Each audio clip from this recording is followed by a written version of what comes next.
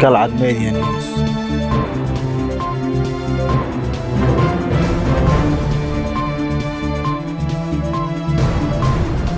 Galcad Media News.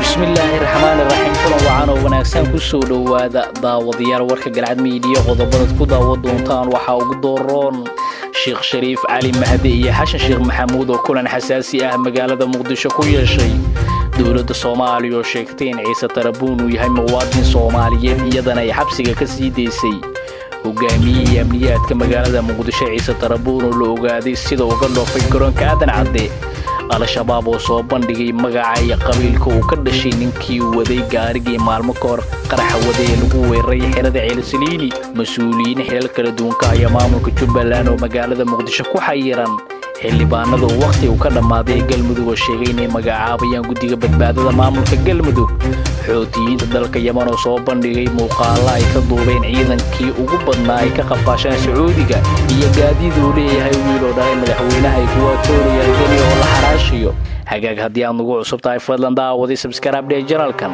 si aad u hesho war ku saabsan akhbaaraadka caalamka taariikhdu waxay tahay 30 bisha 9 September 2019 intii aad maqasheen oo faahfaahsan ku soo dhowaada daawadayaal Galcad Media. Galcad Media News. Galcad Media News. Galcad Media News. madaxweynayaashii hore ee Soomaaliya Sheekh Shariif Sheekh Axmed iyo Xashan Sheekh Maxamuud ayaa gurigiisa ku booqday madaxweynihii hore ee dalka Cali Mahdi Maxamed kulankan ayaa la sheegay in saddexdan madaxweyne ay kaga hadleen xaaladihii u dambeeyay dalka Soomaaliya iyo siyaasadda dalka halka ay marayso madaxweynayaashii hore ayaa kulankan iskula soo qaaday xayiraadii dhawaan la saaray magaalada Kismaayo taasoo saameysay mid ka mid ah madaxweynayaashii dalka Soomaaliya iyo mas'uuliyiin kale sida ay warbaahinta u sheegeen siyaasiyiin kulankan goobjoog ka ahaa sidoo kale kulankan ayaa looga hadlay arrimaha siyaasadda dalka gaar ahaan arrimaha maamul goboleedyada Jubbaland iyo Galmudug wararka ayaa waxay sheegayaan in kulankan la iskugu soo qaaday arrin ku dhacday madaxweynihii hore ee Soomaaliya Cali Mahdi Maxamed oo ahayd in ciidamo bar control ku sugnaa ay u diideen inuu maro iyagoo weydiiyay aqoonsi warka ku saabsan in madaxweynihii hore ee Soomaaliya Cali Mahdi loo diiday inuu maro wada ayaa toddobaadyadii la soo dhaafay waxay si weyn looga hadalhayay baraha bulshada kulankan ayaa wuxuu ku soo beegmaya iyadoo xaaladda siyaasadeed ee dalka Soomaaliya ay marayso meel adag iyadoo dhaliilo badan loo jeedinayo dowladda federaalka Soomaaliya oo hogaamiyo madaxweyne Maxamed Cabdullaahi Farmaajo madaxweynaha Galmudug oo sheegay in mas'uuliyadii maamulkiisa dib ugu soo laabtay kuna dhawaaqay inuu magacaabayo guddiga doorashada maamulkaasi madaxweynaha Galmudug Axmed Ducaale Geelle Xaaf ayaa war saxaafadeed oo xalay soo saaray ku dhawaaqay inuu dib uga laabtay wakiilashadii wasaaradda arrimaha gudaha xukuumadda Soomaaliya u wakiishay arrimaha Galmudug sida dib u heshiisiinta iyo doorashooyinka maamulkaasi Xaaf ayaa sheegay in muddo 3 bilood ah dowladda Soomaaliya Galmudug aysan natiijo la taaban karaysan ka keenin arrimaha dib u heshiisiinta Galmudug iyo doorashooyinka maamulkaas isla markaana ay hakad galeen sidoo kale waxa uu sheegay in dowladda Soomaaliya san diyaar u ah inay xalliso khilaafka Galmudug iyo Ahlus Sunna iyo xal u helidda cabashada ay maamulka la sameeyay ka qabaan beesha Cadaadad degta madaxweyne Xaaf ayaa ku dhawaaqay in wali aysan fulin heshiisyadii ay qeyray isaga Cadaadad ku gaareen taariikhdu markay ahayd 28 bishii 2019 ee ahaa in Galmudug loo fasaxo miisaaniyadii dowladda iyo midda beesha caalamka isla markaana uu Xaaf sugayo muddo 3 bilood ah xamarna uu joogay taa oo wali aysan dhaqan gelin madaxweynaha Galmudug ayaa ku dhawaaqay laga bilaabo 29 bishan oo ka laabtay wasaaradda arrimaha gudaha xukuumadda Soomaaliya wakiilashadii u wakiishay arrimaha Galmudug madaxweynaha dowlad goboleedka Galmudug Axmed Ducaale Geelle Xaaf ayaa ku dhawaaqay inuu si degdeg ah u soo magacaabi doono guddiyo loo wada dhan yahay oo ka shaqeeya arrimaha doorashooyinka dib u heshiisiinta iyo xalinta khilaafaadka Galmudug Xaaf ayaa sidoo kale wasiirada maamulkiisa fariinay si degdeg ah ku yimaadaan Galmudug ugu dambeyn taariikhdu marka ay tahay 10 bisha 10aad bisha soo socota 2019 si loo ambaqaado howlaha maamulkaasi qodobada uu soo saaray madaxweyne Xaaf oo aad u dheeraa ayaa wuxuu ku baaqay siyaasiyiinta culimada waxgaradka inay u diyaar garoobaan sidii ay ayooda uga wada tashan lahaayeen loona heli lahaa galmudug israacsan. Xaaf ayaa ugu dambeyn ahlu sunno ugu baaqay inay iscafiyaan loona diyaar garoobo sidii loo dhisi lahaa maamulka galmudug. dowladda federaalka Soomaaliya ayaa war ka soo saartay in lagu magacaabo Cabdiwaaxid Khaliif Cabdi oo ku magac dheer Ciise Tarabuun kaas oo booliska dalka Kenya ay shaaciyeen inuu gudaha u galay shalay dalkiida. dowladda Soomaaliya ayaa horey u sheegtay in Ciise Tarabuun oo ahaa madaxii amniyaadka Al-Shabaab ee Muqdisho iyadoo wasiirka amniga Soomaaliya Maxamed Abuukar Islo Ducaale 19 Juun sanadkii 2017 shaaca ka qaaday in laga soo qabtay suuqa Bakaaraha. war ka soo baxay wasaaradda warfaafinta xukuumadda Soomaaliya xalay ayaa looga hadlay arrinta Ciise Tarabuun ayaa lagu sheegay ninkaas uu yahay muwaadin Soomaaliyeed oo dhameystay xukun maxkamadeed. wasiirka xigeenka warfaafinta dowladda federaalka Soomaaliya Aadan Isaaq Cali ayaa sheegay in sanadkii 2017 Cabdiwaaxid loo xiray eedan la xiriira argagixisnimo ay dacwadiisa qaaday maxkamadda ku shaqada leh ee ciidamada qalabka sida oo markay kiis ka baartay ku xukuntay Cabdiwaaxid 2 sano xabsi ah. Cabdiwaaxid ayaa markii uu dhameystay xabsiga ee maxkamadda militariga ku la sii daayay sidoo sharcigu qabay waxaana sii deyntiisa in muddo kadib la socday dhaqdhaqaaqiisa iyo xaaladaha ayuu yiri wasiirka xigeenka wasaaradda warfaafinta Aadan Isaaq.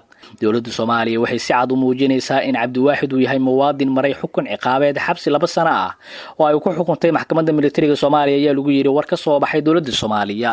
sidee ayay ugu suurto gashay in Ciise Tarabuun ahaana madaxii amniyaadka Shabaab uu ka dhoofay garoonka Aadan Cabdulle Cismaan?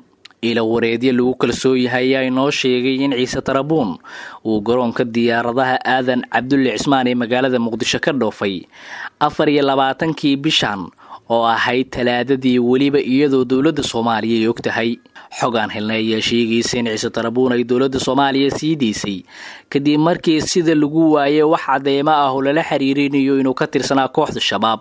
markii uu garoonka Muqdisho ka dhoofay Talaadadii aan soo dhaafnay Ciise Tarabuun madaxii amniyaadka Shabaab Muqdisho ayaa waxaa halkaas ku qabtay saraakiisha nabad sugidda iyo sirdoonka Soomaaliya hashayse waxa uu tusiyay warqadii ay hay'adaha cadaaladdu ku fasaxeen taasi oo looga aqbalay laguna ogolaaday inuu safarkiisa sii wato. xubno ka mid ah hilkiisa ayaa sheegay in Ciise Tarabuun dalka ay ka dhoofiyeen si aan lagu arkin in uu khatar ku yahay amniga maadaama dhowr mar la xiray.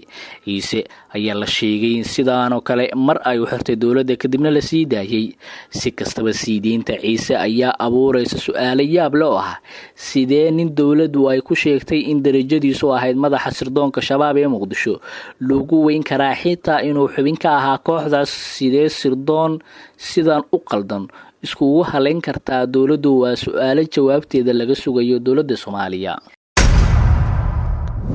dowladda federaalka Soomaaliya ayaa si laba jibaartay cadaadiska ay ku hayso maamulka Jubbaland waxaana garoonka diyaaradaha ee magaalada Muqdisho lagu xayiray agaasimayaal ka tirsan maamulkaas iyo gudoomiyaha degmada Garbaharey. sida ay warbaahinta u xaqiijiyeen xubno ka tirsan garoonka diyaaradaha Aadan Cadde waxaa lagu xayiray garoonka agaasimayaasha wasaaradaha cadaaladda, garsoorka, waxbarashada, dhalinyarada, isboortiga iyo gudoomiyaha degmada Garbaharey ee xarunta gobolka Gedo ee maamulka Jubbaland. agaasimayaashan iyo gudoomiyahan oo muddooyinkii dambe ku sugnaa Muqdisho ayaa doonayay inay dib ugu laabtaan magaalada Kismaayo balse sida aan xogta ku helnay waxaa la sheegay inaysan aadi karin Kismaayo.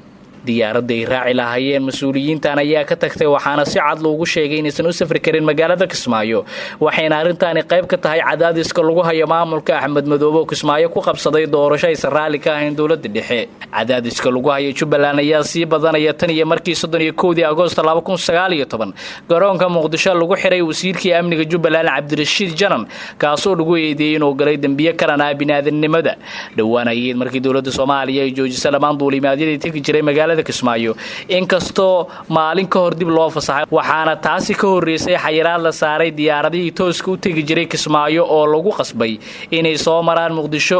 Axmed Madoobe ayaa dowladda Soomaaliya ku eedeeyay inay ku tumanayso sharciga isla markaana ay si qaldan u adeegsanayso awoodda dowladnimada wuxuuna sheegay inuu qaadan doono go'aan culus haddii aysan dowladda dhexe joojin cadaadiska ay ku hayso maamulkiisa.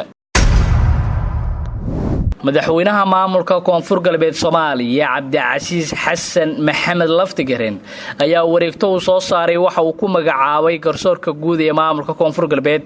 garsoorayaasha la magacaabay ayaa waxaa ka mid ah garsoorka maxkamadda sare, midka gobolka Baay xeerlaalinta guud ee maamulkaasi iyo kan degmada Baydhabo.